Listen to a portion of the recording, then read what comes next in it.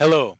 Pharmaceutical ingredients, they don't sell themselves, and often you need to have a technical sales person to explain how the products work. And that's our topic for today. 1, 2, 3, 4.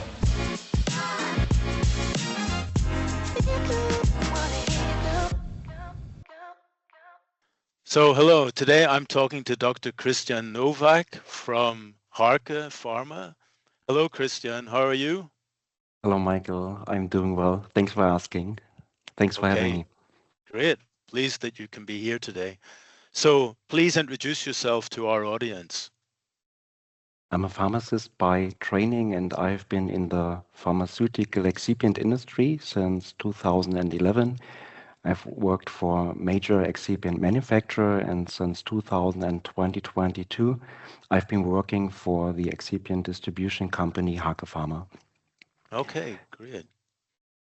Okay, so what is your day-to-day focus as a technical sales manager, and what type of formulation problems do you most often deal with?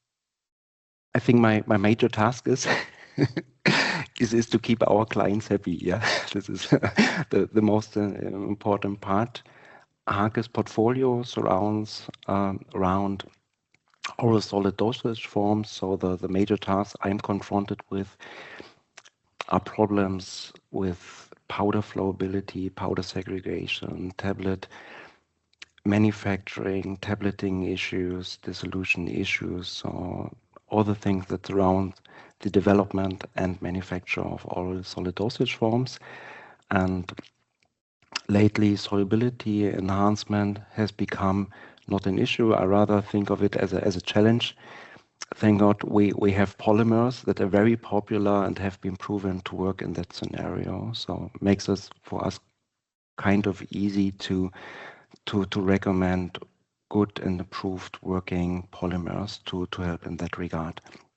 Okay, great. So what is maybe one formulation challenge that customers may underestimate at the start of a project?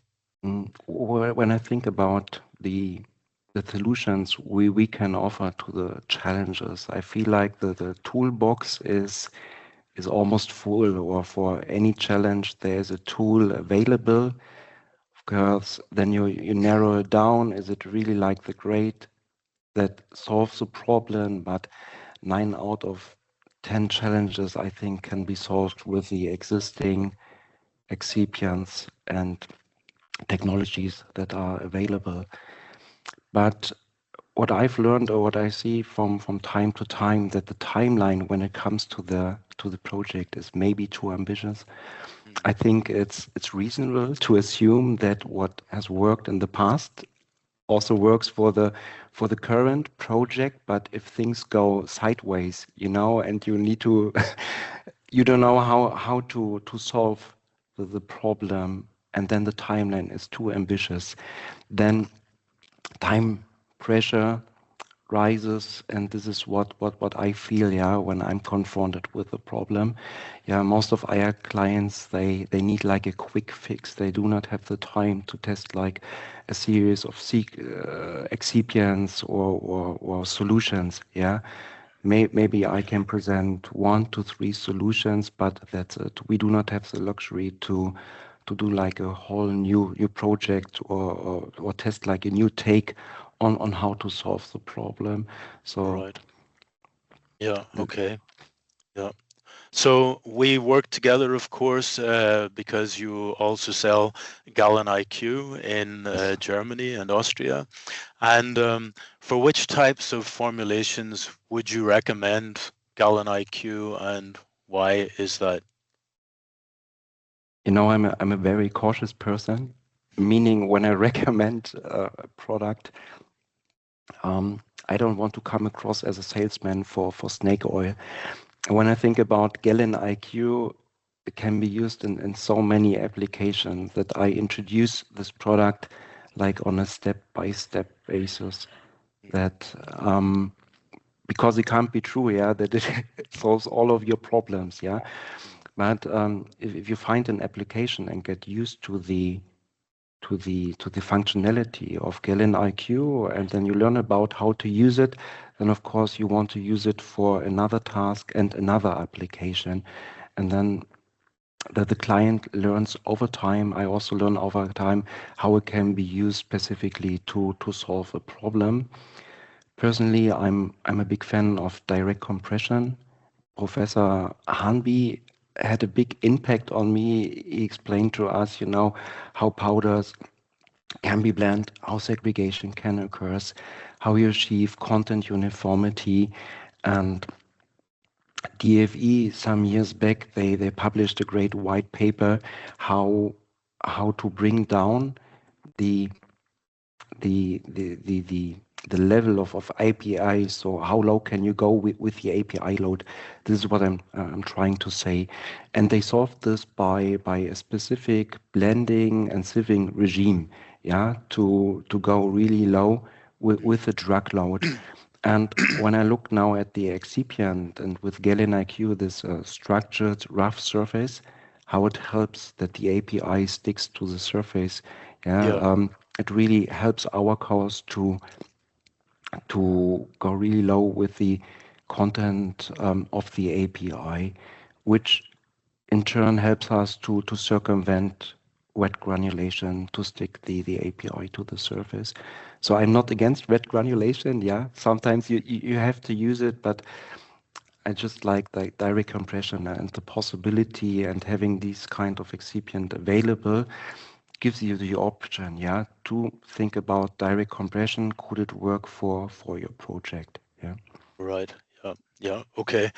So you mentioned already about expectations on the speed of a project.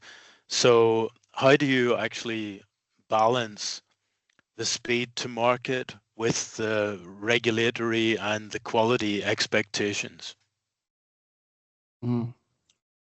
To be honest, at Harke Pharma, we have several divisions. Yeah, the chemical division, the pharma division, and the nutraceuticals. And when it comes to the pharmaceutical division, I feel kind of safe because the framework is there, is very well established. And what companies demand now from us and the manufacturer is not over the top. You have these certain statements like the recent one for nitrates, which almost all of the excipient manufacturers are able to provide. So to have these statements available helps us to bring the market, the product to the market. Yeah. You have 3 lots available for the testing. You want stability data. You want BSE, TSA statements.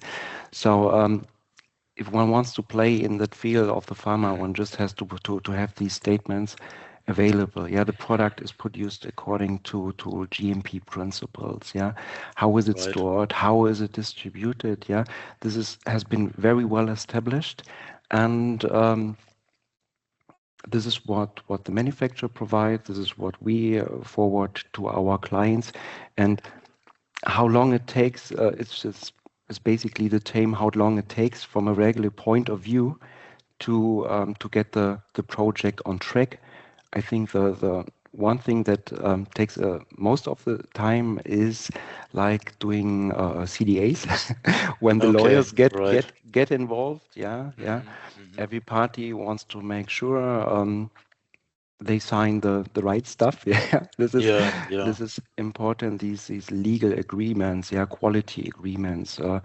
I've seen like 100 quality agreements, 100 pages long. Yeah, so this is long, a lot to read. Yeah, and to digest, and somebody needs to sign off. Yeah, if we can agree that quality agreements not longer than 10 pages, I think this is how we can speed up the process. Yeah. Yeah. Okay. Well, that's a new slant, I must say. Yeah. Yeah. So I'm not mentioning names. Yeah. no. But I've noticed there are some differences. Yeah. Okay. So regarding, the trends that are currently in the industry and the market, which trends do you see, and how do which of those trends do you think galenIQ could play a positive role in? When I got introduced to galenIQ, I noticed this is an excipient that can be used to take your legacy products, the ones that have been on the market for, let's say, decades, several decades, and you just want to bring something fresh to the table. Yeah, if for example, if you want to go sugar free, yeah, it's there are a lot of formulations that contain sugar. It's very easy to update your formulation and make it sugar free. Yeah, if you want to have, I mean, this is still a thing. Yeah, lactose free formulation. Yeah, I've worked for a lactose manufacturer. Yeah, I have nothing Yeah, against lactose, but the thing is, the people and on the market they want to have a lactose-free product. So if you're used to how to work with lactose, yeah, it can be easily replaced with galenIQ. Yeah, it works kind of similar, but you know you can turn your formulation into a lactose-free formulation. but There, I've noticed a trend to decrease the size of the tablets to make the tableting, the swallowing easier. Um, you take galenIQ, it works very well when it comes to compression. Yeah, you need less of the excipient to come up with a proper tablet. So you can shrink the size of your tablet. You need to take you can use less of packaging material. Yeah, so you can reduce your carbon footprint by avoiding packaging material. Also, I think sachets have picked up now, yeah, and there are some isomalt grades available that work very well in sachet for formulations. Yeah, so we don't have to start from scratch. Just have a look at your at your yeah, legacy products, and when you think it's time to update your formulation, then it's also time. Or I highly would recommend to consider bringing in galenIQ. Yeah, talk to us or mhm, talk to Benio. Yeah. okay. So it's very interesting you say that because I have always considered galenIQ to be an ideal excipient when someone wants to enhance their existing product. As you mentioned, those things like sugar-free or lactose-free, or better tasting, or smaller tablet, etc., etc. So, yeah, I always think I call it the enhancer. So, Hmm. yeah, yeah. So, as we say, you are our distributor or a sales partner, and not just in Germany and Austria, also in UK and Ireland. And what can a manufacturer like Beneo do to maximize the effectivity of a sales partner like Harke, and particularly a technical sales manager? Yeah. Mm, I like the fact that we are considered as partner. Yeah, it's always nice to be considered as a partner. Yeah. Yeah. For starters, and then I think this is just like personal preference. I feel like when we look at the market, like realistic expectations, what can be done and what not can be done, like recognizing the regulatory framework. For example, when it comes to product substitution, if isomalt is not mentioned in the dossier, yeah, isomalt won't find its way into an existing formulation unless there's like a major change. Yeah, this costs a lot of money.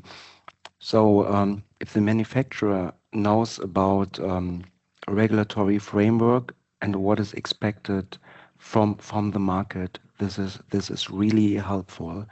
Yeah, on the end of the distributor, I find it preferable when the technical salespeople they have kind of a technical background. This is quite helpful. I've learned that chemists, yeah, they are very receptive, yeah, and can be very good technical sales people. Saying this as being a pharmacist, yeah, but I feel it's also important that some kind of passion for the pharmaceutical industry helps also your case, yeah. The technical people, most of them, if not all, are very curious. So if the manufacturer feeds the curiosity Mhm. of the technical salespeople and also shares their knowledge with the technical people, yeah, and also ask technical people like us how can we improve the product, How can we are there any problems that can be solved with our products? Do we need a new product? Yeah, what are the market trends? Yeah, this conversation, exchange of ideas, yeah, like in a real partnership, is really beneficial and brings out the best, in my opinion, for this relationship that we have. Yeah. Okay, well, thank you very much for this input. We're definitely taking note of this. So that brings us to the end today. Thank you very much for joining. It's been a pleasure, and I hope we see each other soon, perhaps at the PBP in Prague. Yes, exactly. Yes. Yes. Yeah. Okay, great. All right. And thank you, everybody, for joining today in this episode of Excipient Talk, brought to you by galenIQ, and we will see you again soon. Bye-bye.